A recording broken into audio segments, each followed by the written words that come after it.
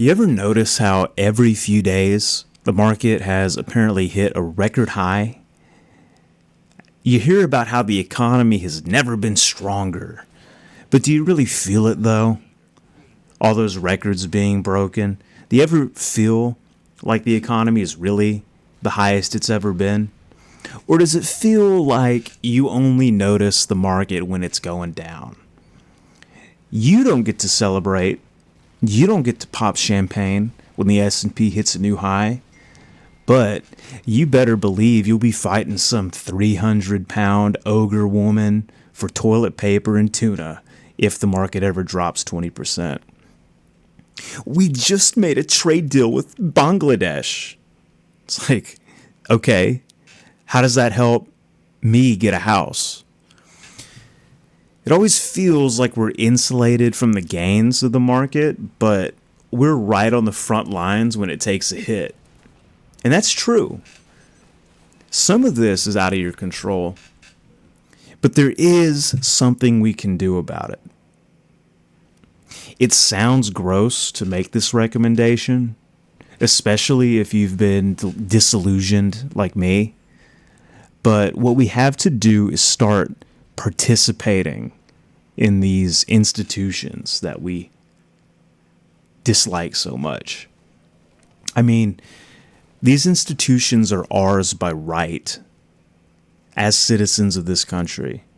The stock market, all its gains, they're not just for the ultra wealthy. They exist to pull us up. That's why retirement plans exist. That's why people have 401ks and brokerage accounts.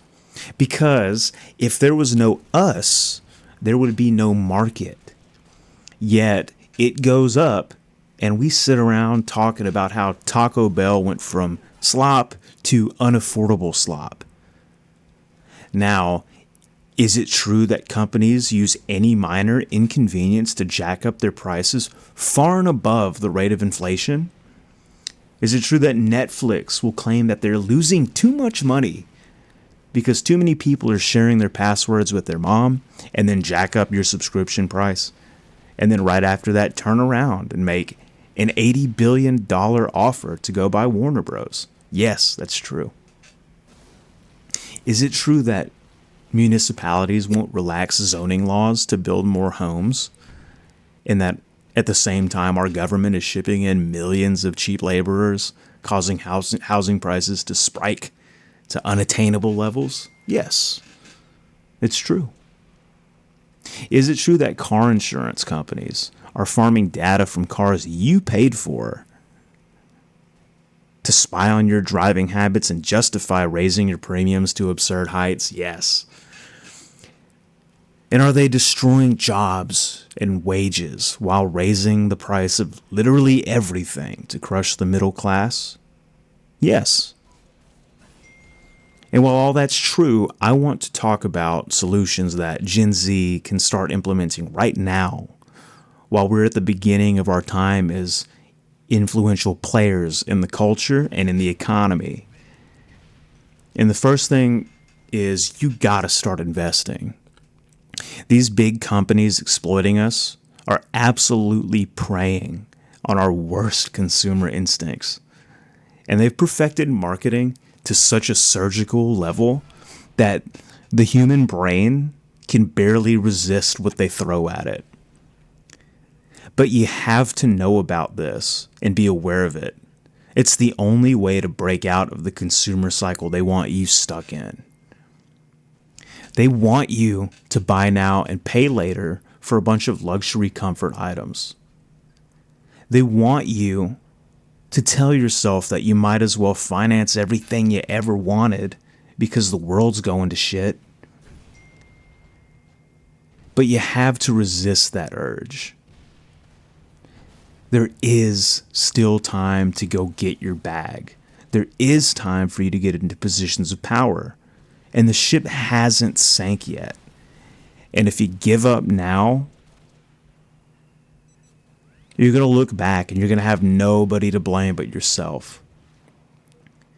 Because we will look back. We will look back at the 2020s. We'll look back at right now. And we'll know that deep down, even if we don't want to admit it, we could have been something if we would have just locked in.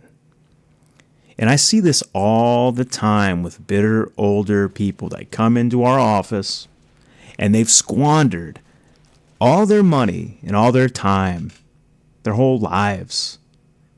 And they know better. They know it's their fault. But they won't admit it.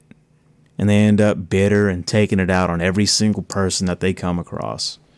And you don't want to be that old, bitter person. Now, I want to clarify that none of this is financial advice. I am a financial advisor by trade. I want to make it very clear that I'm not telling anyone to buy or sell anything. I just want to let you know how to think about things, give you a perspective. So a big problem with Gen Z, and I know from experience, is that we have grown up, and in many ways, even though it doesn't always feel this way, we've gotten most of what we wanted pretty immediately and within the realm of reason pretty quickly. Entertainment, cars. I mean, if you have a credit score of over 6, they'll give you a muscle car. And even some of the least wealthy kids I grew up with had gaming computers and consoles. And while life hasn't always been hunky-dory and we have inherited a lot of existential problems, we can't deny that as a group, most things have come to us pretty quickly and easily. Mainly through financing, which is, to be honest, just a scheme to put us all into debt slavery, but that's another topic for another video.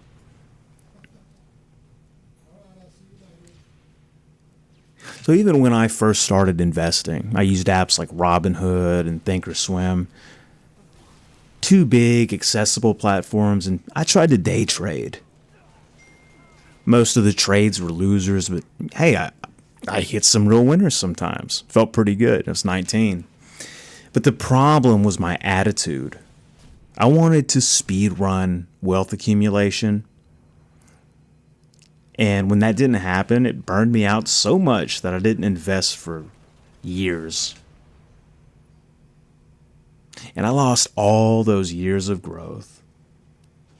I should have been consistently investing 40, 50, $100 a week, whatever, because that shit actually works. But I was so conditioned by my surroundings, by my upbringing, by what I saw on the internet and all the courses I bought and the books I read, that I didn't want to hear it. I didn't want to acknowledge that the wealthiest people, the wealthiest normal people you'll ever meet, the people that have between $2 and $10 million, you got a bunch of them in your town right now. I know that sounds crazy. I know them. They're normal people. They drive F-150s. Those people didn't get their money quick. They didn't get it fast. I comb over people's financials every day at work, and the ones that have the most money invested consistently and on a relatively secure stocks, right? We're not talking super speculative penny stocks. I'm talking about boring. Those are the people making money. The people that went day trading right before retirement because they watched a YouTube video. I know a lot of them that lost everything. And no one's coming to save them. One lady I met, she came in through the office, sat down, talked to her. She's from overseas. She came over here in the 80s, didn't know the first thing about investing. She worked and worked and worked, and when the 401k programs came out, she just ignored it. But she had one coworker that made her sign up, made her set up a weekly contribution, and she forgot all about it until she came into our office.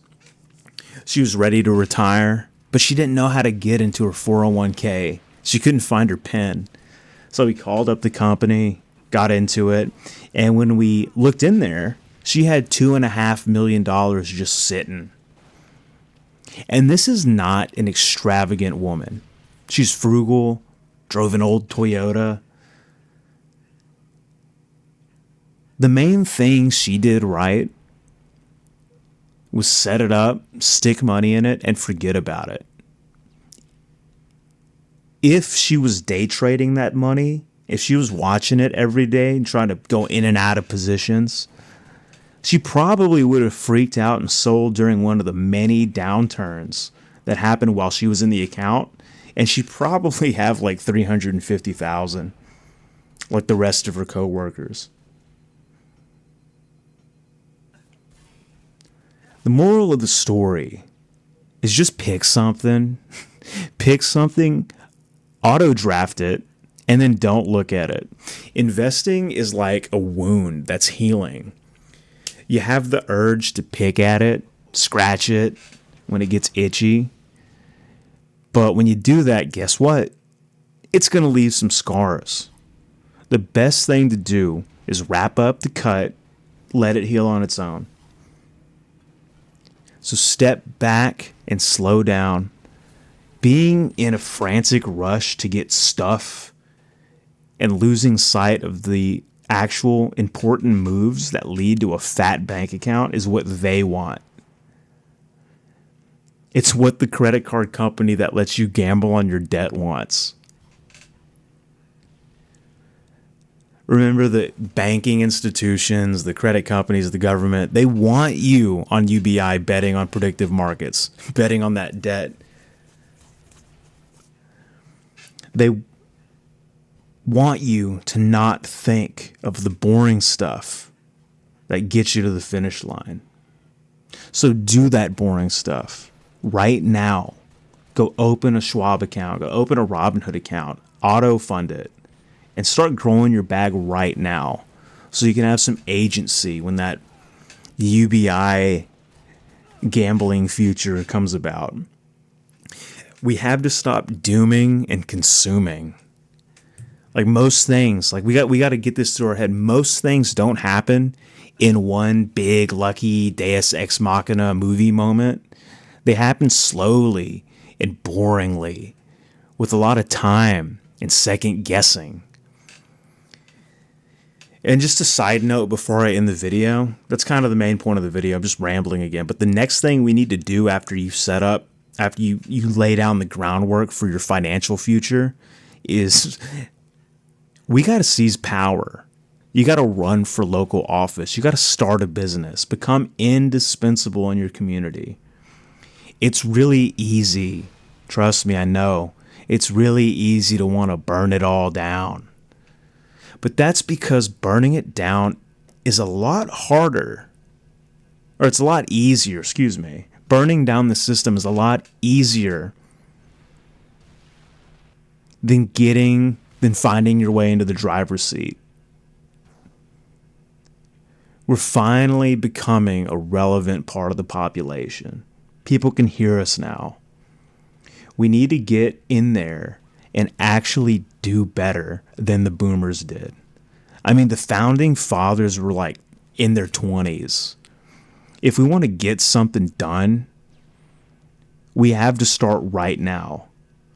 The boomers in power have made us think that the only power comes from a bunch of geriatric insider traders, but they didn't start the country.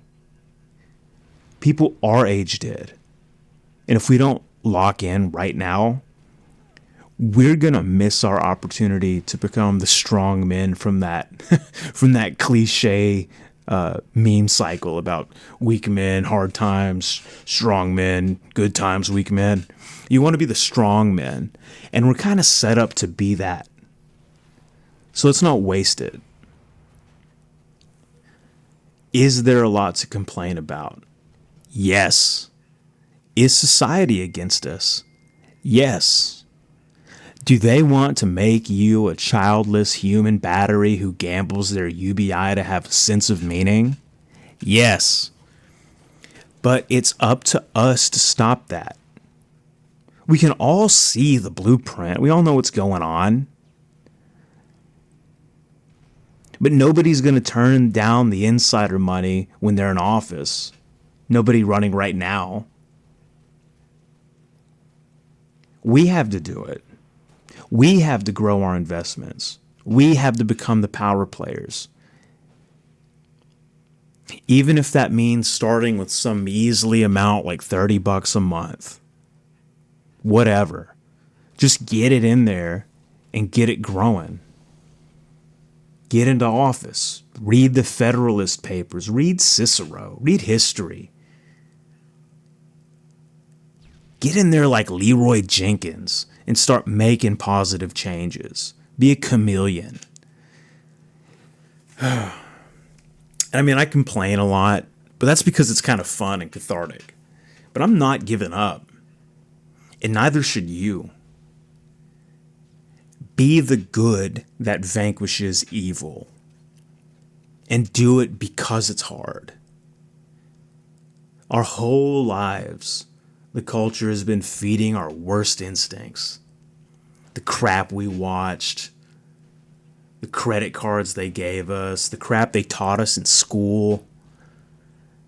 So educate yourself with the Bible, with history, with philosophy. Study the people you admire. Because you need all of that. Because they were never going to teach it to you. Thanks for listening to another directionless rant. And I'll see you in the next video. Take care. Bye-bye.